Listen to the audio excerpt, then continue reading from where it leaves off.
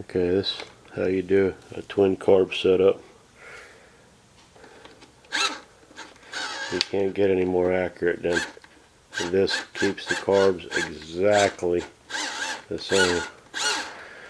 And then if you look at this linkage right here, this one's adjustable for length, so you can always sync the two motors very easily by matching this motor to the speed of that one by simply adjusting the RPM of this motor. It's real easy to tell when you don't even need a tach, you can hear it when they're purring exactly the same. That's good. And then shut it down, kind of check the end points, make sure they're fine, and you go. Usually they're really almost dead on, but you have to set the idle and perfect for the same idle, because they got to idle together, and the high end will be almost, when they're wide open, they're both wide open, but the idle end is what's important. It's very critical that they're the same, and the boat will run better. It's going to go through the power band more equally if they start out identically.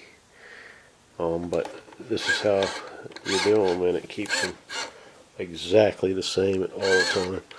You don't have a bell crank with push rods going side to side. That's always a bad thing. The engine movement just constantly just beating the carbs to death. Plus, you can't adjust them accurately. Them bell cranks are this long, they got so much throw. I don't know, you barely move the throttle, and there's no nice, smooth, easy. These are, you can drive the throttle.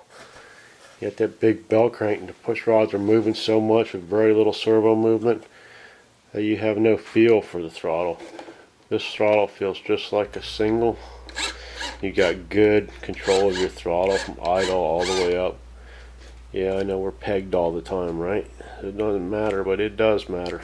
You need the throttles to work accurately, both motors identically on a twin boat, or it'll never function right. And that's where a lot of people go wrong. Just right from the get-go, they don't even realize how much it's affecting the boat.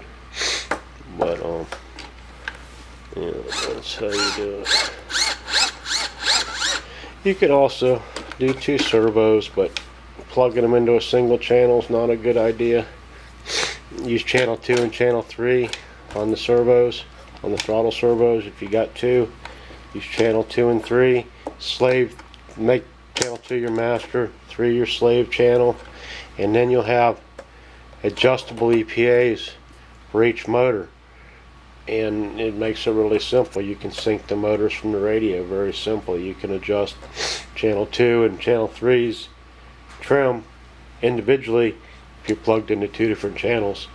And that's really, another option. That's a really good option is 2 servos on 2 channels. But short of that, a cross shaft and bell cranks mount on the motor, so movement side to side doesn't affect your throttle settings. Things are going, this is mounted on the motor, not on the boat. So that bell crank isn't transferring, this piece here isn't transferring any force to the carb when the motors move around. So your carbs will last better, your carbs stay synced. It's just common sense. You need those things moving accurately, dead nut the same, and you don't want them changing individually as the motors are moving around, or hammering your butterflies in your carburetor, all this shit. But yeah,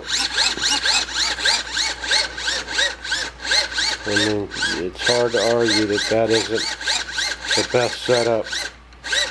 This or 2 servos straight up, but then cross shaft is good because it'll get you right behind the other bell crank, and your radio box doesn't have to be so wide. Where are you going to get a radio box that has width to go straight up, even if you use 2 throttle servos? The cross shaft gives you your width, and it's wherever your motors are, if they're in the sponsons, wherever they are, you can run the cross shaft all the way out the rails, hook up at each end, and go up to sponson mounted engines. Of course, with this carb turned around this way, the throttle shaft ends up being in the front.